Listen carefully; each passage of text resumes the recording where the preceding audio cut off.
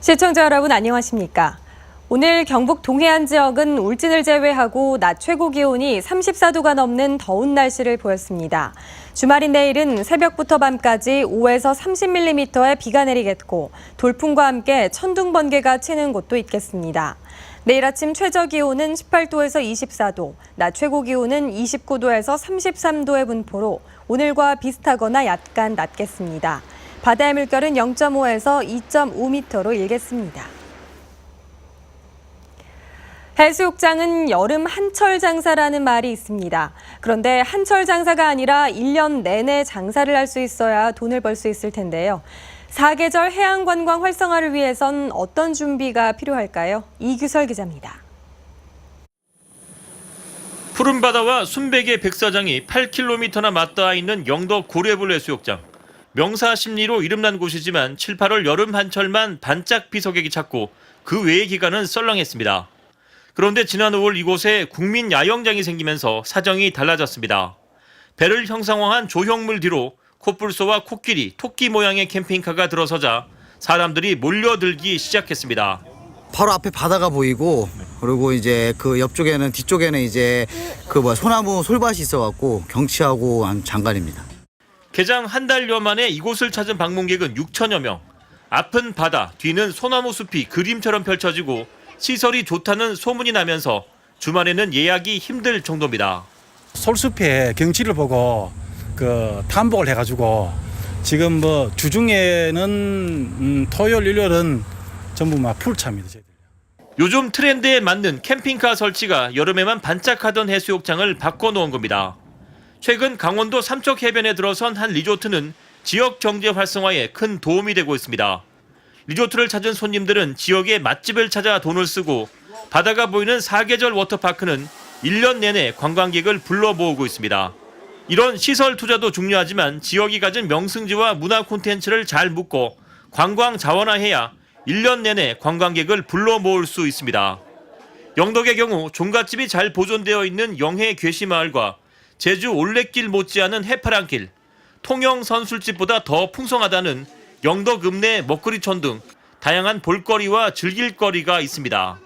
목적 관광지가 될 수 있도록 저희들 해수장이 아닌 해변으로 해서 사계절 활용할 수 있는 그런 콘텐츠를 만들려고 합니다. 또 대계 중심의 단순 이미지에서 탈피해 관광 형태를 고급화, 체험화, 장기화할 필요도 있습니다. 깨끗한 바다의 가치는 세월이 흐를수록 더 높아질 겁니다. 편리한 숙박시설을 만들고 또 영덕의 특색 있는 관광지와 잘 연계한다면 분명 많은 사람들이 영덕으로 몰려오게 될 겁니다. MBC 뉴스 이규설입니다. 임광원 울진군수는 민선 6기 3주년을 맞아 울진의 젖줄인 왕비천 유역과 후포 등대지구 관광자원화, 후포 마리나 항만 개발, 죽변항 이용 고도화 사업 추진 등을 성과로 꼽았습니다. 또 전군민 전기요금 지원과 울진의료원 현대화, 울진국민체육센터 건립을 통해 주민복지 향상을 위해 노력했다고 설명했습니다. 임 군수는 미진했던 부분을 세심하게 다듬어 남은 1년간 혼신의 노력을 다하겠다고 밝혔습니다. 최수일 울릉군수가 민선 6기 3주년을 맞아 지난 3년의 성과와 향후 군정 방향에 대해 밝혔습니다. 최 군수는 울릉공항 건설과 울릉사동항 2단계 개발, 울릉 일주도로 건설의 차질 없는 추진을 통해 울릉 발전에 새로운 전기를 마련했다고 말했습니다. 이어 울릉 예산 1,700억 원 시대를 열어 울릉도형 주민복지 정책을 추진했으며 앞으로 울릉도를 세계 최초의 ICT 융합형 친환경 에너지 자립성으로 만들어 나가겠다고 밝혔습니다. 경상북도가 내년 국비 목표액 11조 9천억 원을 확보하기 위해 국회 예결위원들을 중심으로 예산 확보 활동에 나섰습니다. 경상북도는 오늘 지역 출신 예결위원인 김현권, 홍일학, 김광림, 백승주 의원을 방문해 도청 이전에 따른 광역 SOC 확충과 지역 전략 R&D 사업 등이 정부 예산안에 반영될 수 있도록 협조를 요청했습니다. 주요 사업은 스마트 기기 육성과 백신 글로벌 산업화 기반 구축, 도청 신도시 정부 합동청사 건립, 국립지진방재연구원 안전교육진흥원 설립, 포항 영덕간과 보령 울진 간 고속도로 건설 등 22개 사업 2조 6천억 원입니다. 조대엽 고용노동부 장관 후보자가 고용노동부 약칭을 고용부에서 노동부로 바꾸겠다고 밝혀 눈길을 끌고 있습니다. 조 후보자는 오늘 열린 인사청문회에서 헌법에 명시된 기본권이 보장되는 노동존중 사회를 만들기 위해 고용노동부 약칭을 노동부로 변경하겠다고 밝히면서 노동자뿐만 아니라 자영업자, 기업인 모두가 노동의 존엄한 가치를 공유하는 시대로 나가야 한다고 말했습니다. 또 공공부문부터 노동시간 단축과 정규직 전원을 우선 추진하고 노동시장 양극화 해소를 강력하게 추진하겠다고 밝혔습니다. 포스코가 직원들의 육아 부담을 줄이기 위해 출산 장려금을 대폭 늘린 데 이어 다음 달부터 육아 지원 근무제를 시행합니다.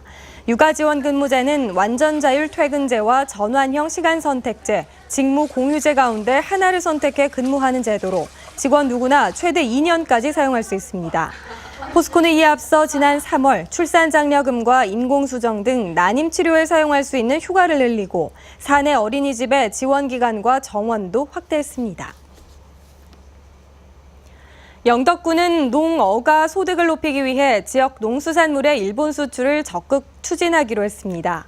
군은 복숭아와 방풍나물 등 농산물과 성게와 홍게, 가자미 등 수산물을 일본 전략 수출품으로 정하고 최근 농수산물 가공업체 생산자를 초청해 간담회를 개최했습니다.